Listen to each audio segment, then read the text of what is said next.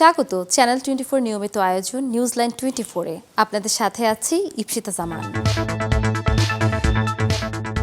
জীবন বাঁচানোর জায়গা হাসপাতাল, সেখানেই যদি অবহেলায় নিভে যায় তরুণ প্রাণ, প্রশ্নটা তখন আর শুধু মৃত্যুতে সীমাবদ্ধ থাকে না, জড়িয়ে পড়ে দায়, অবহেলা আর জবাবদিহিতায়।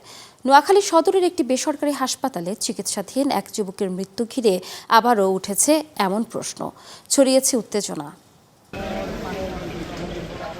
মঙ্গলবার রাত প্রায় 10টা নোয়াখালী সদর উপজেলার একটি বেসরকারি হাসপাতালের ভেতর নিভে যায় একটি প্রাণ।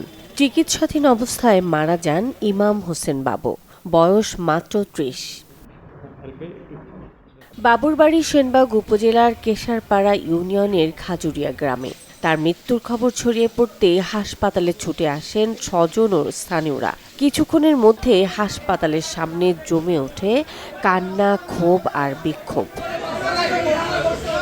স্বজনদের অভিযোগ, সময় মতো প্রয়োজনীয় চিকিৎসা না দেয়া, অবহেলা আর গাফিলতিতেই কেড়ে নিয়েছে বাবুর প্রাণ।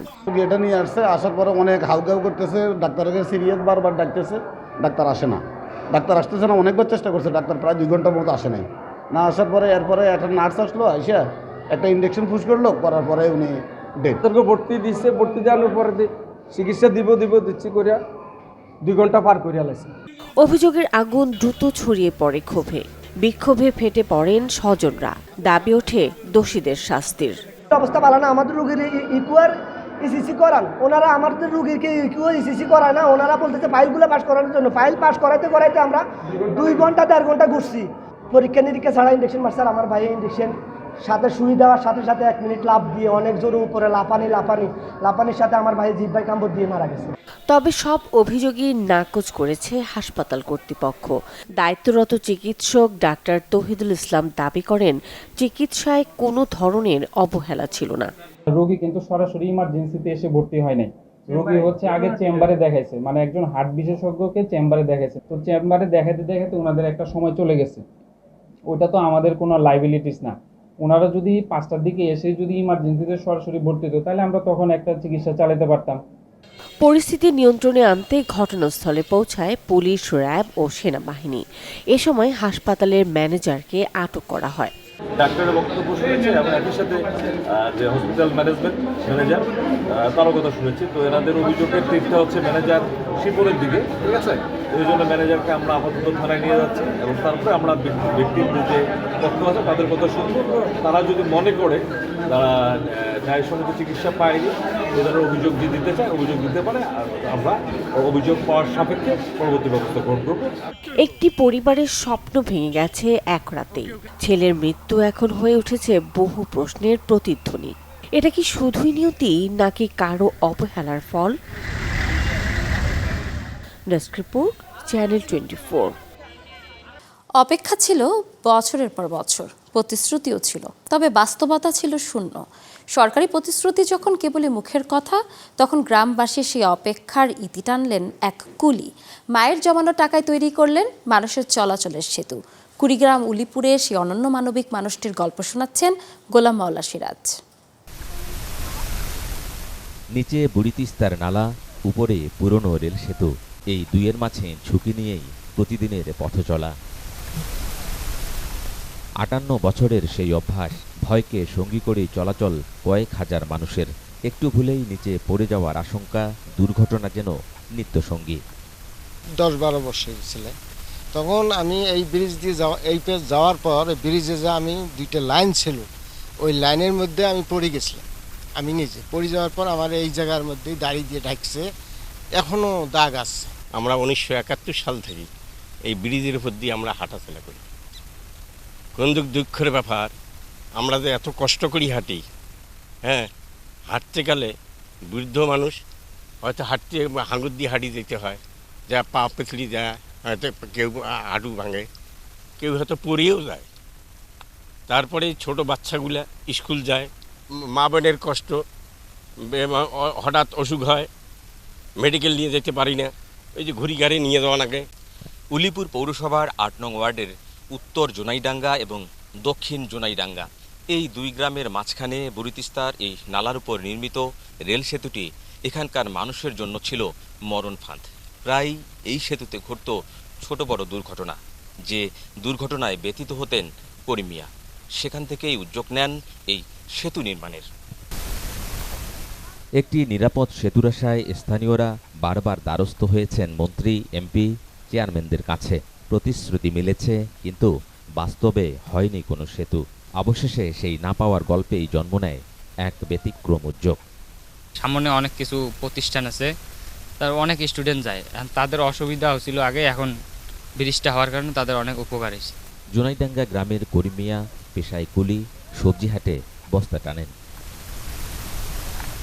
স্বল্প আয়ের জীবন, তবুও 25 বছরের জমানো সঞ্চয়, শখের মোটর সাইকেল, এমনকি পোষা ছাগল বিক্রির টাকায় সব মিলিয়ে গড়ে তুলেছেন 120 ফুট দৈর্ঘ্য একটি কাঠের সেতু। গত 17 এপ্রিল নিজ মায়ের হাতেই উদ্বোধন হয় সেই সেতুর। চারপাশে মানুষের ঢল, কৃতজ্ঞতা আর আবেগে ভাসে পুরো এলাকা। এখন গাড়ি ঘোড়া ওপাশে গেলে এই পাশে মানুষ চলাচল করবে, এখন সুবিধা হয়েছে জনগণের। ব্রিজটা মূলত হওয়াতে আমাদের খুবই উপকার হয়েছে। আগে আমাদের খুবই কষ্ট ছিল, লাইন দিয়ে পার হয়ে যেতাম সাইকেল নিয়ে, অনেক কষ্ট, মুরব্বী মানুষও যাইতে পারত না। তবে যে করে দিছে তা আল্লাহ করে তার ভালোই হোক। এখন সেই পথ আর ভয় নয়, স্বস্তির। হাজারো মানুষের দৈনন্দিন জীবন হয়েছে সহজ। তবুও দুশ্চিন্তা আছে, কাঠের এই সেতু কতদিন টিকবে। তাই স্থায়ী সমাধানের দাবি জানাচ্ছেন স্থানীয়রা। ব্রিজটা করে দিছে, আমাদের অনেক সুবিধা হয়েছে। যদি সরকার এটা দেখিয়ে যদি এককভাবে ভালোভাবে বা ব্রিজটা করে দিত, তাহলে অনেক সুবিধা হতো এলাকাবাসীর। মানুষের মুখে হাসি ফুটলেও নিজে এখন প্রায় নিঃস্ব করিম মিয়া। তবুও তার চোখে আছে তৃপ্তি, মানুষের জন্য কিছু করতে পারার। 2বার ট্রেনও পড়ে গেছিল এই ব্রিজের মধ্যে, ভালো অবস্থা। আমরা আসি বাতাস খাইতে আসি, দেখি বাচ্চা কোচ্চা স্কুল যাইতে পারে না, কত বৃদ্ধ মহিলা যাইতে পারে না। এখানে সামনে মেডিকেল যাইতে পারে না, একটা গাড়ি রাস্তা নাই, একটা ব্রিজ নাই সাইড দিয়ে। এই রেলের ব্রিজ দিয়ে কিভাবে যায় জনগণ? আমাকে দেখি খুব কষ্ট লাগে, খুব দুঃখ লাগে, আমি সহ্যই করতে পারি না। তখন আল্লাহর কাছে আশা করলাম, আল্লাহ যদি আমার টাকা পয়সা থাকতো, আমি এই সাইড দিয়ে এই লোকগুলোর পাশে থাকতাম, আজকে একটা ব্রিজ দিতাম, এই লোকগুলো যাতায়াত করতো, কত সুবিধা হইতো এই লোকগুলোর জন্য।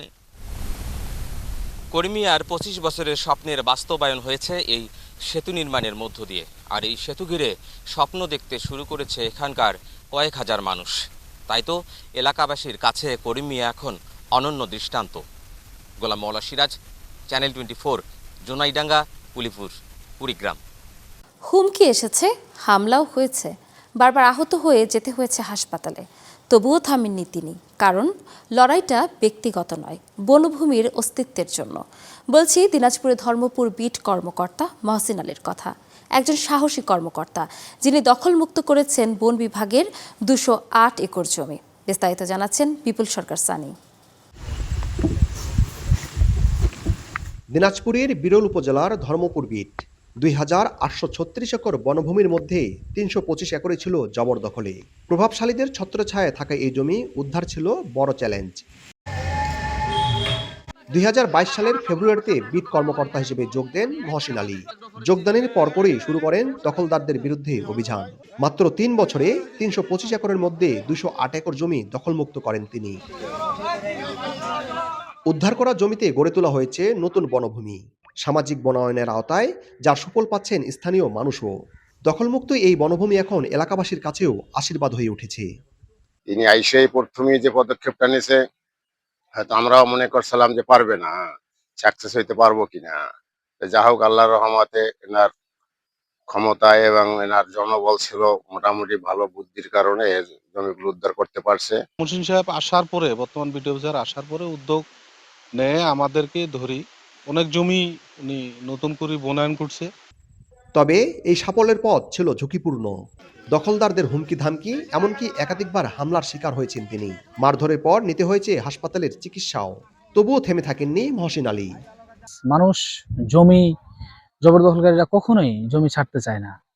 তাদেরকে আমরা বুঝিয়ে বলি যে দেখেন, এই জমিটা সরকারের বা বনের, এই বনের জমিটা বনকে ছাড়তেই হবে। ধর্মপুর বিটের স্থানীয় যে জনসাধারণ আছে, এরা আসলে অনেক ভালো। এরা বনের পক্ষেই থাকে সব সময়। আর এদের সহযোগিতায় কিন্তু সম্ভব হচ্ছে আমাদের এই বনভূমিগুলো উদ্ধার করা। একজন বিট কর্মকর্তার মাধ্যমে এত বড় পরিসরে জমি উদ্ধার বন বিভাগেও তৈরি করেছে ভিন্ন ধরনের আলোচনার। সহকর্মীরাও দেখছেন এই উদ্যোগকে ব্যতিক্রমী সাফল্য হিসেবে। অনেক সময় আমাদের লোকবল স্বল্পতার কারণে অনেক জমি জবরদখল হয়ে গেছে, কিন্তু আমরা বর্তমানে সরকারের নির্দেশনা এবং দেশ প্রয়োজনের সাথে আমাদেরকে যেমন নিয়োগ করা হয়েছে, আমরা অবশ্যই এটা উদ্ধার করার জন্য আপ্রাণ এবং সার্বিক চেষ্টা থাকবে। জীবনের ঝুঁকি নিয়েও মহসিন আলীর এই উদ্যোগে সন্তুষ্ট ঊর্ধ্বতন কর্মকর্তারা। তারা মনে করছেন এই ধরনের উদ্যোগই বনভূমি রক্ষায় সবচেয়ে কার্যকর। সে প্রত্যেকটা কাজই অত্যন্ত ভালোভাবে চ্যালেঞ্জ নিতে সে পছন্দ করে, আমি দেখেছি। সে সাহসী, সে মানুষজনকে আবার কনভিন্সও করতে পারে। বিশেষ করে সরকারি বিভিন্ন পর্যায়ে দপ্তরে যে আমাদের সাথে যে কাজের সংশ্লিষ্টতা, সেখানে তার যে একটা বিভিন্নভাবে খুবই চমৎকার একটা যোগাযোগ, সমন্বয়, সমন্বয় সে যে কাজের সাথে। দিনাজপুরে মোট বনভূমি 19,112.23 একর। 2021 সালের জরিপ অনুযায়ী এর মধ্যে 4,173.22 একর জমি এখনো বেদখলে। এই জমিগুলো উদ্ধার করতে প্রয়োজন মহসিন আলীর মতো দায়িত্বশীল ও সাহসী কর্মকর্তাদের। বিপুল সরকার সানি, চ্যানেল 24, দিনাজপুর।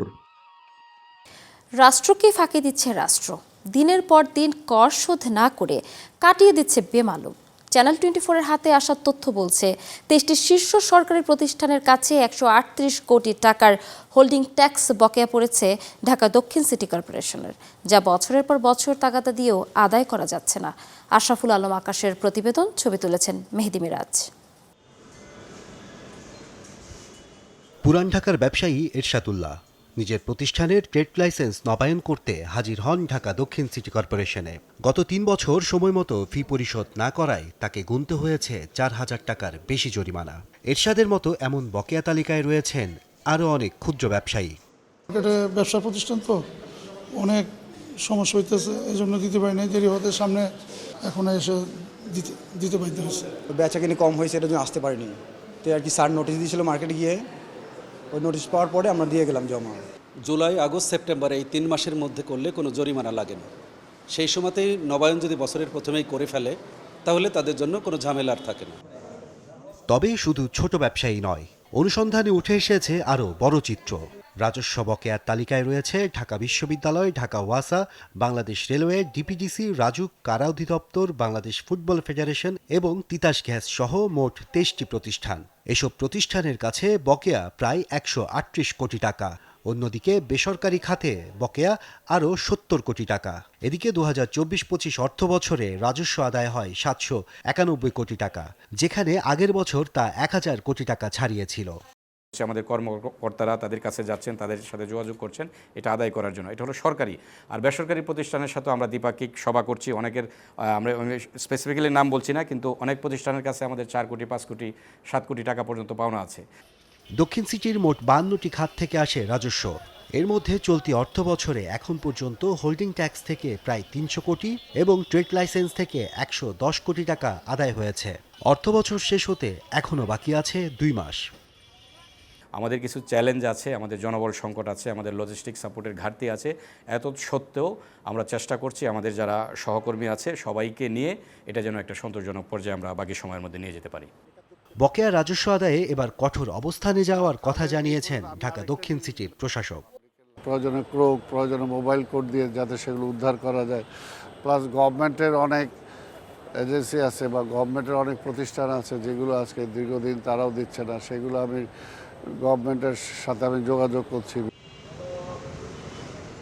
নিয়মিত কর প্রদানে নাগরিকদের উৎসাহ এবং চলমান অভিযানের ফলে চলতি বছর রাজস্ব আদায়ে নতুন মাইলফলক স্পর্শের আশা সংশ্লিষ্টদের। আশরাফুল আলম আকাশ, চ্যানেল 24, ঢাকা। লঘুচাপের কারণে দেশের বিভিন্ন এলাকায় বৃষ্টি হয়েছে, যা অব্যাহত থাকবে আরও 1 সপ্তাহ। এরই মধ্যে নেত্রকোনা ও মৌলভীবাজারে তৈরি হয়েছে বন্যা পরিস্থিতি। ঝুঁকিতে হবিগঞ্জ, সিলেট ও সুনামগঞ্জ। বৈরী আবহাওয়ার কারণে সমুদ্র বন্দরে 3 নম্বর সতর্ক সংকেত দেখাতে বলেছে আবহাওয়া অফিস। লঘুচাপের কারণে ঢাকাসহ সারা দেশে ভারী থেকে অতি ভারী বৃষ্টি, এর ফলে নিচু এলাকায় জলাবদ্ধতার কারণে তৈরি হয় ভোগান্তি। এদিকে আবহাওয়া অধিদপ্তর জানিয়েছে যে বৃষ্টি হচ্ছে তা থাকবে আরও 3 থেকে 4 দিন। স্বাভাবিকের চেয়ে বেশি বৃষ্টি হবে এ মাসে। মোটামুটি সারা দেশে মাঝারি ধরনের ভারী থেকে কোনো কোনো জায়গায় অতি ভারী বর্ষণ হয়েছে।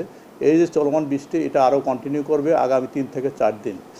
তারপর যেটা হবে গ্র্যাজুয়ালি বৃষ্টি কমে যাবে, তাপমাত্রা বাড়তে থাকবে। এদিকে উত্তর পূর্বাঞ্চলে হাওড় এলাকায় দেখা দিয়েছে বন্যা পরিস্থিতি। প্লাবিত হয়েছে নেত্রকোনা ও মৌলভীবাজারের নিচু এলাকা। হবিগঞ্জ, সিলেট, সুনামগঞ্জ জেলাও আছে বন্যার ঝুঁকিতে। এটাম দান বেচতাম, বেশি আমরা আয় করতাম। এই যে এবারগুলো পরিস্থিতি যে যেগুন দিছি এর 3 বারটার 1 বারটা আমরা উঠাইতে পারতেছি না। ওখানে এবারকু যে পরিস্থিতি লাগছে এই পরিস্থিতির আমরা কৃষিক্ষেত্র করিয়ে গিয়ে আমরা কৃষক আগুইতাম পারতাম না। বন্যা পূর্বাভাস ও সতর্কীকরণ কেন্দ্র জানিয়েছে দেশে বৃষ্টির কারণেই বন্যার এই পরিস্থিতি তৈরি হয়েছে। ফলে ভুগাই, কংস, মনুনদ এবং সোমেশ্বরী ও মগরা নদীর পানি বিপদসীমার উপর দিয়ে প্রবাহিত হচ্ছে। কিন্তু বিগত 24 ঘন্টা চেরাপুঞ্জিতে তেমন কোনো ভারী বৃষ্টিপাত পরিলক্ষিত হয়নি। হবিগঞ্জ এবং এছাড়া আমাদের ব্রাহ্মণবাড়িয়া, কুমিল্লা, ভৈরব বাজার ওসব জায়গায় অতি ভারী বৃষ্টিপাত অর্থাৎ 100 মিলিমিটার অধিক বৃষ্টিপাত পরিলক্ষিত হয়েছে এবং মূলত এই অতি ভারী বৃষ্টিপাতের কারণে আমাদের হাওড় অঞ্চলের পানি সম্পদ অতি দ্রুত বৃদ্ধি পাচ্ছে। উত্তর পূর্বাঞ্চল ছাড়া দেশের অন্য কোনো অঞ্চলে আপাতত বন্যা পরিস্থিতির কোনো সম্ভাবনা নেই বলে জানিয়েছে বন্যা পূর্বাভাস কেন্দ্র। সমগ্র দেশে মোটামুটি বৃষ্টিপাত হচ্ছে, কিন্তু ওইসব অঞ্চলগুলো যেটা হয় সেগুলো আসলে খুব একটা পাহাড়ি অঞ্চল না। উত্তরাঞ্চলে কিছু জায়গা ছাড়া, বাট রাজশাহী বা অন্যান্য জেলা ওগুলো একদমই পাহাড়ি অঞ্চল না এবং সেখানে নদীর পানি খুব আস্তে আস্তে বৃদ্ধি পায়। সেই সব জায়গায় এই মুহূর্তে কোনো বন্যার আশঙ্কা নেই। বৃষ্টি কমে গেলে উত্তর পূর্বাঞ্চলে কমে যাবে নদ নদীর পানি, উন্নতি হবে হাওড় এলাকার বন্যা পরিস্থিতির। নদীর পানি যেগুলো রয়েছে সেটা বৃষ্টি কমে যাওয়ার সাথে সাথে নদীর পানি আবার কমে যাওয়া শুরু করবে। Ashikin Prince, channel 24, Dhaka. হাওড় অঞ্চলে ক্ষতিগ্রস্ত কৃষকদের আগামী 3 মাস সহায়তা দেবে সরকার। সংসদে তথ্য জানিয়েছেন প্রধানমন্ত্রী তারেক রহমান। প্রশ্নোত্তর পর্বে তিনি বলেন, চট্টগ্রামের দীর্ঘদিনের সংকট জলাবদ্ধতা দূর করতে সময় লাগবে। জানান, ফ্যামিলি ও কৃষক কার্ডের জন্য নতুন করে টাকা ছাপানো হবে না, বাড়বে না মূল্যস্ফীতি। টানা বৃষ্টি আর পাহাড়ি ঢলে বিপর্যস্ত দেশের উত্তর পূর্বের হাওড় অঞ্চল। পানি বেড়ে তলিয়ে গেছে পাকা ধান। বৃষ্টি মাথায় নিয়ে জমির ধান ঘরে তোলার চেষ্টায় কৃষকরা।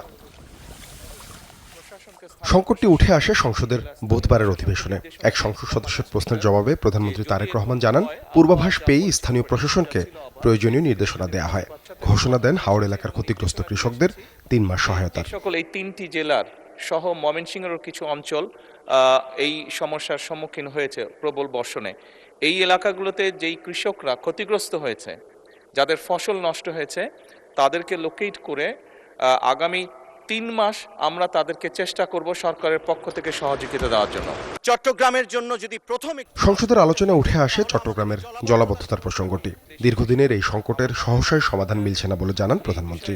সেই সাথে বিভিন্ন শহরের জলাবদ্ধতা দূর করতে ড্রেন নালায় আবর্জনা না ফেলতে সচেতনতা সৃষ্টির আহ্বান তার। এখন তো এটা অনেক বড় একটা ওয়াটার লগ হয়ে গিয়েছে, স্বাভাবিকভাবে একটু সময় লাগবে। এই কষ্টের জন্য আমি আমার অবস্থান থেকে চট্টগ্রাম শহরে বসবাসকারী সকল নাগরিকের কাছে আন্তরিকভাবে দুঃখ প্রকাশ করছি। আমরা চেষ্টা করছি যত দ্রুত সম্ভব এই সমস্যাটা থেকে মানুষকে বের করে নিয়ে আসা যায়। মানুষ আরেক এমপির প্রশ্নের জবাবে সংসদ নেতা বলেন, ফ্যামিলি ও কৃষক কার্ডের জন্য নতুন করে টাকা ছাপা হবে না, এজন্য মুদ্রাস্ফীতি বাড়বে না বলেও জানান তিনি। আমরা অবশ্যই টাকা ছাপিয়ে দিব না, বরঞ্চ আমরা মনে করি এতে ইনফ্লেশনটা কমে আসবে। এইটা এক কাইন্ড অফ ইনভেস্টমেন্ট, রাষ্ট্রের একটা ইনভেস্টমেন্ট, যে ইনভেস্টমেন্টের মাধ্যমে ধীরে ধীরে লোকাল শিল্পগুলো গড়ে উঠবে, যে ইনভেস্টমেন্টের মাধ্যমে ধীরে ধীরে কর্মসংস্থানও গড়ে উঠবে। সেই জন্যই আমাদের প্রশ্নোত্তরে সংসদে প্রধানমন্ত্রী তুলে ধরেন ঢাকাকে গ্রিন ও ক্লিন সিটি হিসেবে গড়ে তুলতে সরকারের নেওয়া নানা পদক্ষেপের কথা। রাজধানী ঢাকাকে ক্লিন এবং গ্রিন সিটি রূপে গড়ে তোলার লক্ষ্যে সাদবিন শফিক, চ্যানেল 24, ঢাকা। চ্যানেল 24 নিয়মিত আয়োজন নিউজলাইন 24-এ এই ছিল আজকের আয়োজনে। এতক্ষণ সাথে থাকার জন্য ধন্যবাদ সবাইকে।